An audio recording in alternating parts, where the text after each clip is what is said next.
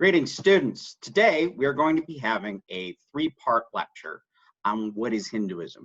Now, the reason I've designed this kind of lecture the way it is because when I was first taught Hinduism, when I was an undergraduate, before I wandered off to India for my first time, I was taught that Hinduism was essentially a set of philosophical positions, somewhat a number of rituals that we didn't really talk about, and a bunch of literature.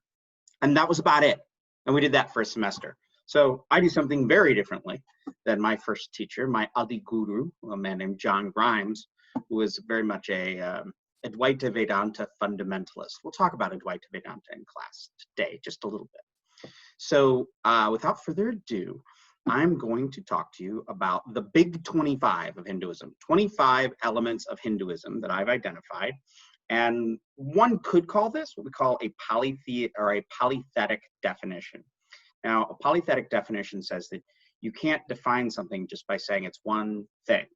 You'd say it's a cluster of things, and that's the only way to get to understand something. So if you were to talk about Judaism, it would be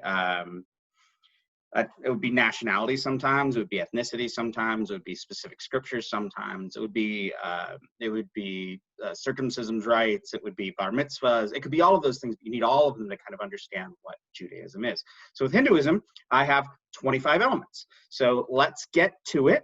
I recommend that when you watch this, you sort of take some breaks in between, which I will cue you up to do. And I would like to note that this is going to be one of the longest lectures I'm going to record, because I really want you to be warmed up to this whole thing of what is Hinduism.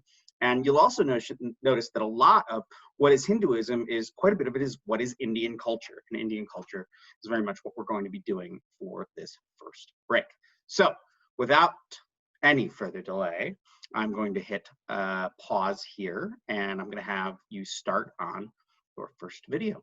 Thank you very much. Bye-bye now.